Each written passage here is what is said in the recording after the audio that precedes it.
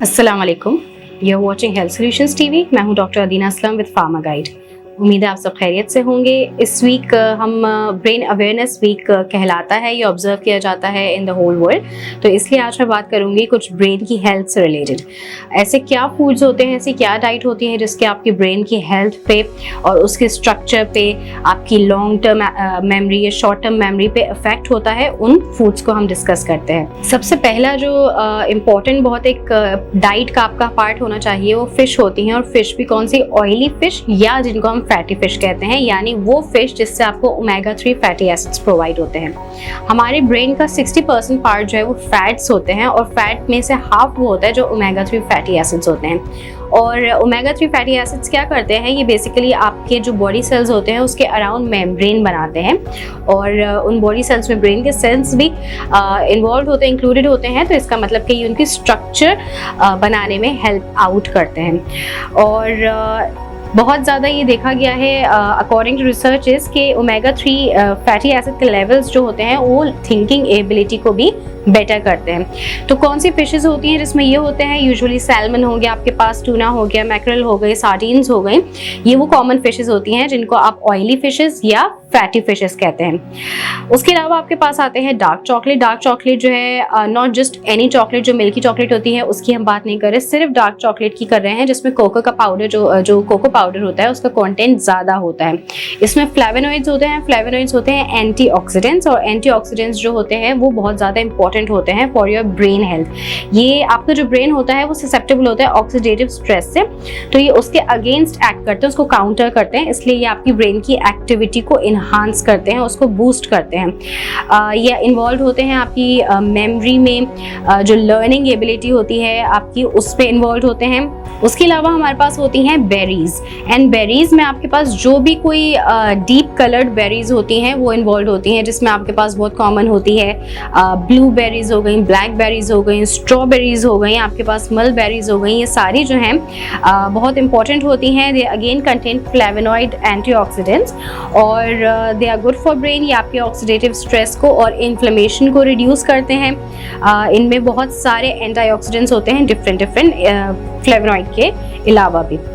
उसके अलावा अगर हम जनरल बात करें कि ये क्या करते हैं, तो आपके जो ब्रेन सेल्स होते हैं उनमें आपस में कम्युनिकेशन जो होती है उसको इम्प्रूव करते हैं। आपकी जो इन्फ्लेमेशन होती है not just brain cells but through the body, उसको जो है वो रिड्यूस करते हैं। प्लास्टिसिटी को इंक्रीज करते हैं जिसकी वजह से आपकी लर्निंग और मेमोरी जो है वो बूस्ट होती है। उसके अलावा जो एज रिलेटेड कुछ फैक्टर्स होते हैं, यानी आपकी जो लर्निंग या कॉग्निटिव जो थिंकिंग होती है वो उसमें कमी आने लगती है, तो ये उसको रिड्यूस करते हैं या डिले करते हैं। Then we have nuts and seeds. बहुत कॉमन हमें पता है कि जो ड्राई फ्रूट्स होते हैं, नट्स होते हैं, सीड्स होते हैं, ये हमारे पास हमारी ब्रेन हेल्थ के लिए बहुत इंपॉर्टेंट होते हैं। इसमें ओमेगा 3 फैटी एसिड्स भी होते हैं और इसमें एंटीऑक्सीडेंट्स भी होते हैं। ये बहुत ज़्यादा हेल्प आउट करते हैं आपकी जो ओल्ड एज में जाके आपकी ब्रेन की एक्टिविटी जो होती है, ब्रेन के फंक्शन जो होते हैं उसको जो है प्रिजर्व रखने में। यानी जो अगेन वही बात है, जो एजेड लोगों में जो ब्रेन के कुछ इश्यूज आने लगते हैं उनको ये डिले करते हैं। ऑक्सीडेटिव स्ट्रेस से जो है अगेन ये आपके ब्रेन को प्रोटेक्ट करते हैं।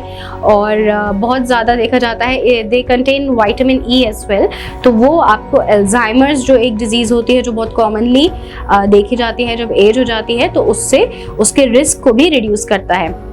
विटामिन ई सबसे ज़्यादा किसमें पाया जाता है, जो सनफ्लावर सीड्स होते हैं उसमें होता है, आलमंड्स में होता है और हेज़लनट्स में होते हैं। Then we have whole grains. Whole grains में आपके पास ब्राउन राइस आ सकता है, ओट मील आ सकता है, होल ग्रेन ब्रेड आ सकती है, होल ग्रेन पास्तास आ सकते हैं, बार्ले होता है। ये सारे होल ग्रेन्स होते हैं और इसमें भी विटामिन ई पाया जाता है। तो जो विटामिन ई के इफेक्ट्स होते हैं, पॉजिटिव इफेक्ट्स होते हैं, वो आपको होल ग्रेन से भी मिलते हैं। Then we have coffee. अगर कोई अपना दिन जो है वो कॉफ़ी से स्टार्ट करता है तो वो बहुत अच्छा करता है, बिकॉज इसके बहुत ज़्यादा अच्छे इफेक्ट्स होते हैं। इट हैज़ कैफीन एंड ये आपकी कंसंट्रेशन जो आपकी फोकस होती है उसमें बहुत हेल्प आउट करता है। आपको अटेंशन जो है उसमें अटेंटिव रखता है ये इंसान को। और उसके अलावा जो एडिनोसिन होता है, ये आपकी बॉडी का वो सब्सटेंस होता है जो ब्रेन का वो सब्सटेंस होता है जो बॉडी को स्लीपी करता है, तो ये एडिनोसिन को ब्लॉक कर देता है। यानी ये अलर्टनेस बढ़ाता है।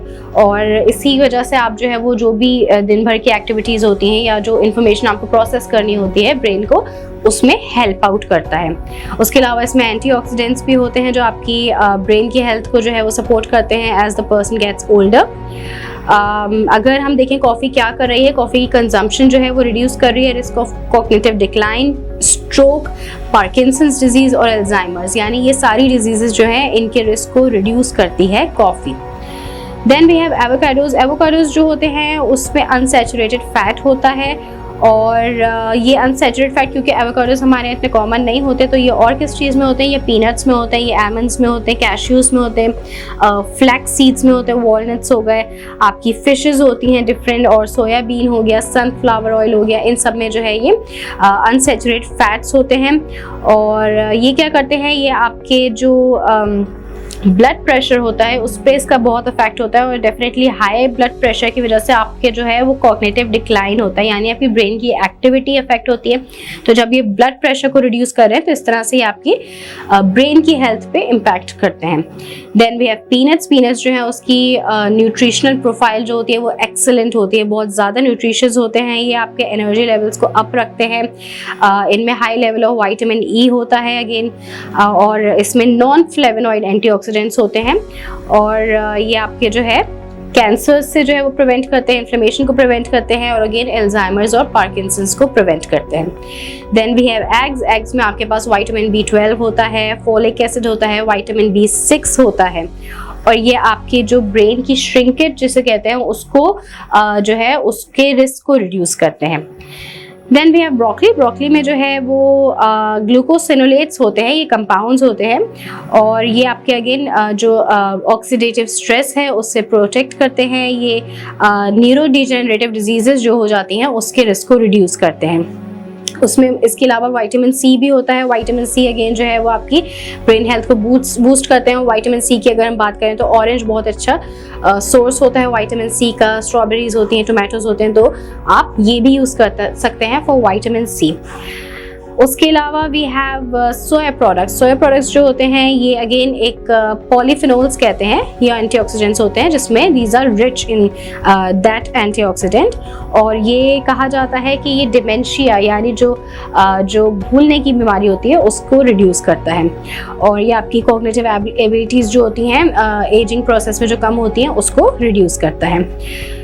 देन देयर सप्लीमेंट्स, कि अगर हम सिंपल सप्लीमेंट्स की बात करें और डाइट की बात ना करें तो आपके लिए कौन से इंपॉर्टेंट होते हैं, you need to take vitamin B, और you need to take vitamin C and vitamin E जो बहुत इंपॉर्टेंट होते हैं, बीटा कैरोटीन होते हैं, और मैग्नीशियम होते हैं जो आपकी ब्रेन हेल्थ के लिए वेरी इंपॉर्टेंट है।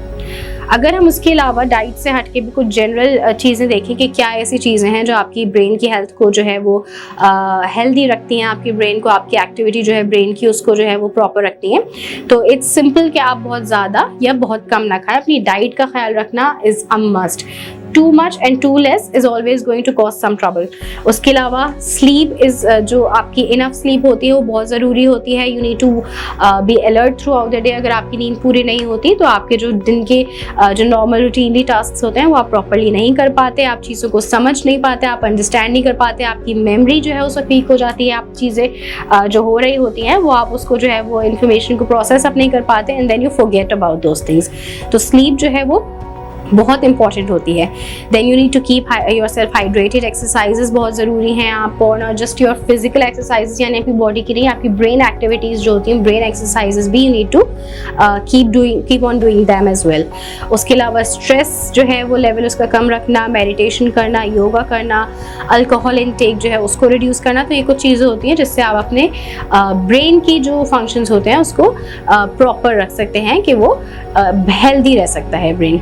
सो ये सारी चीज़ें थी जो आपको बहुत ज़रूरी होता है अपने रूटीन में जो है वो एडअप करना, क्योंकि हम बहुत सारी चीज़ों को देखते हैं। हम अपने बीपी को नॉर्मल रखने का देखते हैं, हम कहते हैं कि हमारी शुगर लेवल नॉर्मल रहे, बट वी फॉरगेट कि हमारी ब्रेन की एक्टिविटी सबसे इंपॉर्टेंट है, because brain is running the whole body. ये सबसे ज़्यादा इंपॉर्टेंट पार्ट होता है और इसकी हेल्थ से पूरी बॉडी अफेक्ट करती है। तो ज़रूर अपना ख्याल रखिएगा, अपनी ब्रेन की एक्टिविटी का बहुत ख्याल रखें, अपने ब्रेन को हेल्दी रखें, अपनी पूरी बॉडी को हेल्दी रखें, और इंशाल्लाह हम फिर हाजिर होंगे नए टॉपिक के साथ। तब तक ख्याल रखिएगा। अल्लाह हाफिज़।